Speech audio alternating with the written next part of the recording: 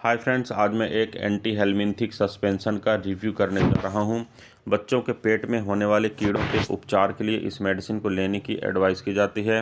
अर्मिजोल IV oral suspension brand name से यह market में उपलब्ध होता है। ग्रीन क्रॉस रेमेडीज़ लिमिटेड के द्वारा इसका प्रोडक्शन किया जाता है। कीमत की अगर बात करें तो 10 ml का एक बॉटल मार्केट में 34 रुपीज़ का उपलब्ध होता है। फ्रेंड्स, अगर अभी तक आपने मेरे चैनल को सब्सक्राइब नहीं किया है तो प्लीज़ चैनल को सब्सक्राइब कर लें, बेल आइकन को भी प्रेस करें ताकि आने वाले सारे वीडियोस के नोटिफिकेशंस आप तक आ जाएं और आप मेरा कोई भी वीडियो को मिस ना करें।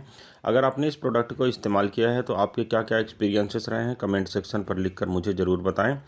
आइए फ्रेंड्स, वीडियो शुरू करते हैं। सबसे पहले देखते हैं इसके कंपोजिशन के बारे में।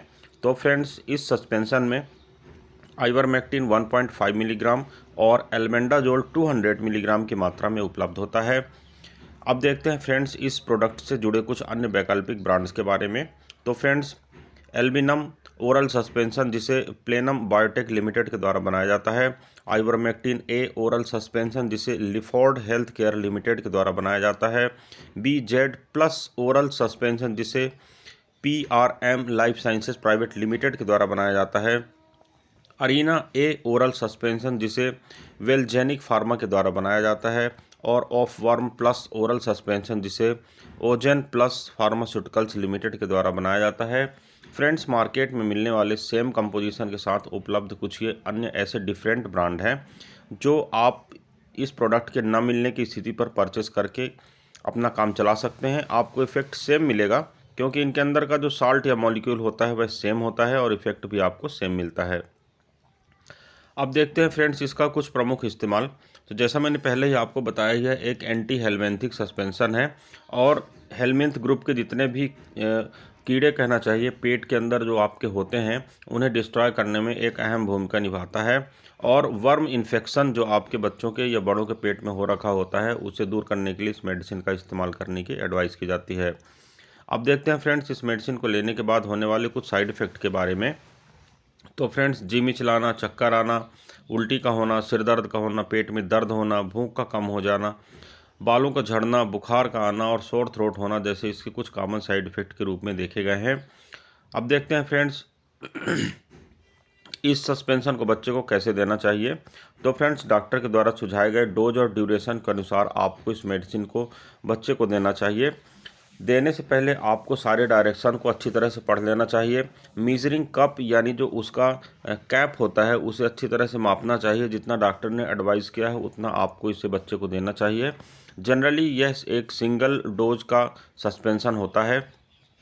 सस्पेंशन देने से पहले इसकी एक्सपायरी डेट को अच्छी तरह से चेक कर लेना चाहिए। इसे देने से पूर्व अच्छी तरह से हिलाना चाहिए, उसके बाद ही आपको इस मेडिसिन को बच्चे को देना चाहिए। जनरली यह मेडिसिन एम्प्टी स्टमक यानी खाली पेट दी जाने के लिए एडवाइस की जाती है। अब देखते हैं फ्रेंड्स यह मेडिसिन काम कैसे करती है।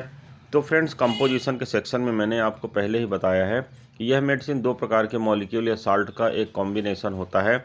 इसमें आइवरमेक्टिन और एल्बेंडाजोल दोनों प्रकार की मेडिसिन होती हैं। दोनों जो मेडिसिन होते हैं वह एंटी हेलमिंथिक होती हैं और पेट के कीड़ों पर अच्छा असर दिखाते हैं।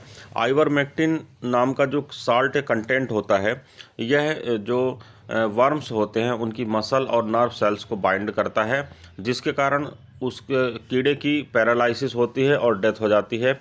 एल्बेंडाजोल जो होता है वह शरीर में जाने के बाद जो वर्म होता है उसका ग्लूकोज जो होता है उसको एब्जॉर्ब कर लेता है, जिसके कारण जो वर्म होता है उसका जो एनर्जी लेवल होता है पूरी तरह से डाउन हो जाता है और इस प्रकार यह मर जाता है।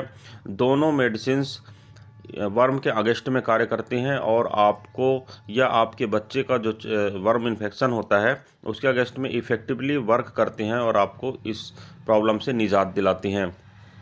अब इस कॉम्प्लिकेशन या इस मेडिसिन के मेडिकेशन से संबंधित कुछ अन्य बातें मैं आपके साथ शेयर करता हूं। किसी भी मेडिसिन को अचानक से ऐसे बच्चे को नहीं दे देना चाहिए या अपने बच्चे की मेडिसिन को किसी अन्य के साथ शेयर नहीं करना चाहिए। डोज ड्यूरेशन और रेजिमेन का बहुत इफेक्ट पड़ता है, इसलिए डॉक्टर के एडवाइस के बिना आपको किसी भी मेडिसिन को बच्चे को नहीं देना चाहिए। अगर आपके बच्चे को वर्म का इन्फेक्शन है तो घर के दूसरे सदस्यों को या घर के दूसरे बच्चों को भी यह हो सकता है, इसलिए डॉक्टर के द्वारा यह कभी कभी रिकमेंड किया जाता है कि फैमिली के सारे मेंबर्स को सेम डे इस मेडिसिन को उपलब्ध कराया जाना चाहिए। उनको इन्फेक्शन हो या ना हो तब भी। अब फ्रेंड्स कुछ बातें मैं आपको बताता हूं जो आपको फॉलो करना चाहिए। आपको बच्चों को अनकुक्ड या रॉ मटेरियल नहीं देना चाहिए, क्योंकि जनरली कच्चे जो फल होते हैं या सब्जियां होती हैं जिन्हें बच्चे खा जाते हैं बिना धुले, उनमें इनके अंडे होते हैं, जो ये हेलमिंथ होते हैं, वर्म्स होते हैं, इनके अंडे होते हैं, और जिसके कारण वे पेट में चले जाते हैं और धीरे धीरे करके वे डेवलप होने लगते हैं। और आपको अच्छी बैलेंस डाइट बच्चे को प्रोवाइड करना चाहिए, जिसमें हर्ब्स भी हों, फ्रूट्स भी हों, स्पाइसेस हों, जिनकी थेरेपेटिक वैल्यूज़ होती है। और ऐसा करने से इन समस्या से आप बच सकते हैं। बच्चे को बार बार हाथ धोने के लिए और हाइजीन कंडीशंस को अपनाने के लिए इनकरेज करना चाहिए। और बच्चा जब जनरली ख़ास तौर से टॉयलेट गया हो उस टाइम पे वहाँ से जब लौट के आता है तो साबुन से, पानी से अच्छी तरह से हाथ धोने को बच्चे को सिखाना चाहिए, प्रेरित करना चाहिए। बच्चों के जो नाखून हैं उन्हें समय समय पर काटते रहना चाहिए, जो मेन सोर्स होता है वर्म इन्फेक्शन को पेट में जाने के लिए। और आप ऐसा करके बच्चों को वर्म इन्फेक्शन से बचा सकते हैं।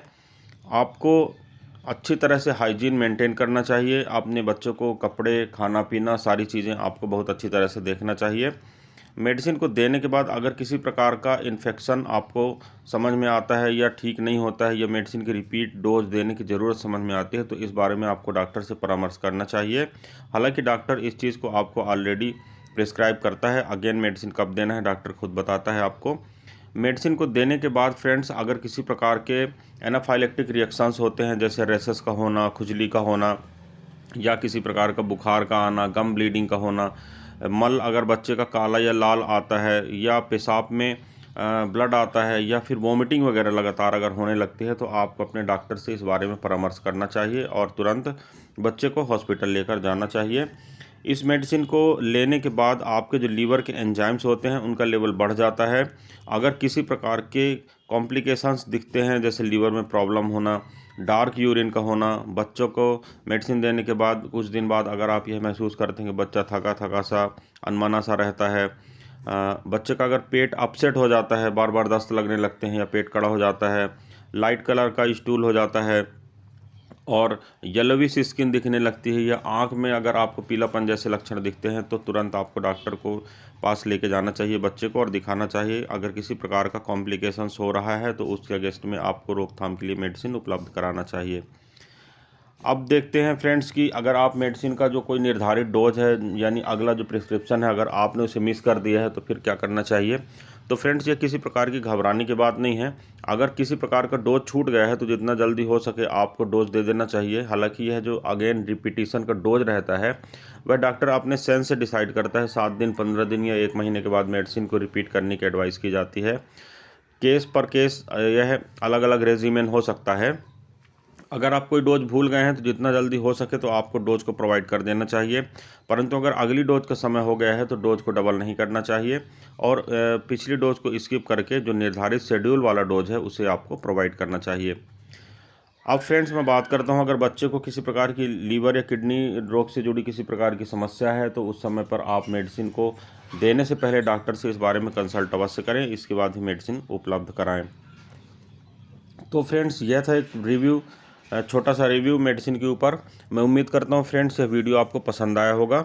अगर वीडियो पसंद आता है तो प्लीज़ वीडियो को लाइक करें, चैनल को सब्सक्राइब करें। हमारे चैनल पर लगातार मेडिसिन के रिव्यू आते रहते हैं। इस वीडियो में फ्रेंड्स बस इतना ही है। किसी अन्य अच्छे इंपॉर्टेंट टॉपिक के साथ आपसे फिर मुलाकात करता हूँ। तब तक के लिए गुड बाय। आपका दिन शुभ हो। जय हिंद।